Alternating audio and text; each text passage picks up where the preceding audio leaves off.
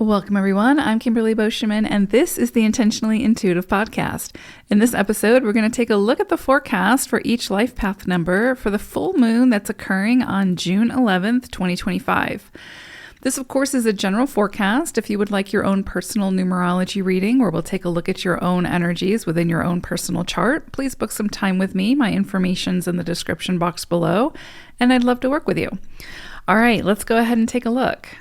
Life path number 7, you are going to be working with the beautiful vibration of the 33-6. This is a master number. And with this energy, it can bring in beautiful opportunities, and it can really open you up to unconditional love and experiences of unconditional love, because the 33 and the 6 both are about unconditional love. And the 33 is really about embodying that energy, becoming that presence.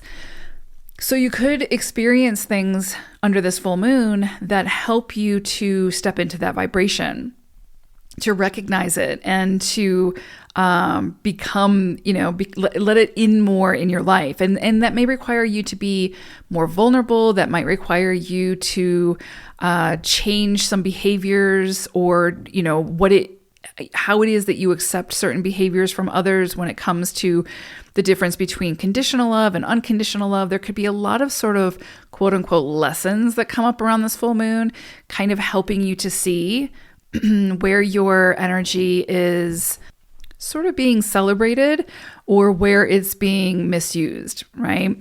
So beautiful energy here. But I will say, with master energy, when it comes in a cycle, again, it can bring in beautiful opportunities, but it can also bring in challenges, right? That we have to move through in order to learn the lessons of those challenges, but also gain the wisdom.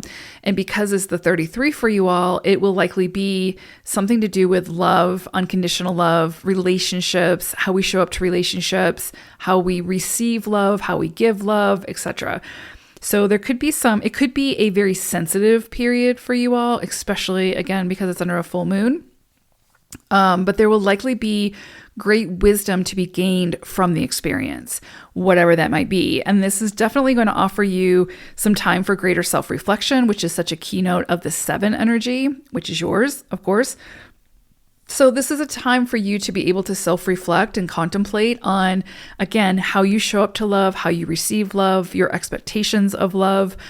Are they strongly conditional or more unconditional? And that's up to you to decide and for you to explore. Nobody sort of gets to decide that for you.